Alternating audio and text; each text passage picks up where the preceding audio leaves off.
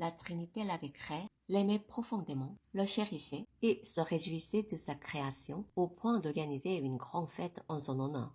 Tu étais un chérubin protecteur aux ailes déployées. Tu t'avais installé et tu y étais sur la sainte montagne de Dieu. Tu marchais au milieu des pierres étincelantes. L'onction est réservée au roi. Lucifer était un archange de très haut rang, le plus élevé parmi les chérubins aristocratiques, paré de pierres précieuses, comblé de richesses et de gloire, doté d'une grande puissance, d'une beauté parfaite, oint par Dieu, demeurant toujours près de lui, le servant directement, recevant tout l'amour de Dieu, rayonnant de lumière. Tu as été intègre dans ta conduite depuis le jour où tu as été créé, et jusqu'à ce qu'on trouve de l'injustice chez toi. À cause de la grandeur de ton commerce, tu as été rempli de violence et tu as péché. Je te précipite de la montagne de Dieu et je te fais disparaître, chérubin protecteur, du milieu des pierres étincelantes. Ton cœur s'est enorgueilli à cause de ta beauté, tu as corrompu ta sagesse à cause de ta splendeur. Je te jette par terre, je te livre en spectacle au roi.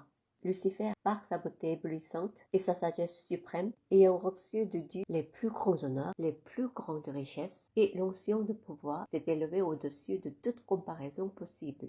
De cette élévation est né l'orgueil. De l'orgueil est né le désir. Et ce désir fut celui d'une seule chose, que Lucifer ne pouvait avoir, la place du Créateur, la place de Dieu lui-même. Ainsi, Lucifer en vint à s'opposer à Dieu et fut rejeté par lui. Lucifer reçut alors le nom Satan, du grec Satanas, signifiant celui qui s'oppose à Dieu, et fut enfermé dans le séjour des morts. Lorsque Lucifer fut chassé du trône céleste, des anges déchus le suivirent. Selon le rang angélique, ils sont appelés démons, actifs dans les airs, esprits mauvais, actifs dans le corps humain. Dieu utilise Satan et les anges déchus comme instruments d'épreuve et de formation pour ses enfants afin de les éprouver, de les affiner et de distinguer les siens. Selon sa volonté, il permet à Satan et aux démons de sortir de l'abîme pour agir. Ainsi, Lucifer, à cause de sa beauté suprême, n'a pu éviter l'orgueil. De cet orgueil naquit la convoitise, et de cette convoitise le désir de s'emparer de la place de Dieu, son Créateur.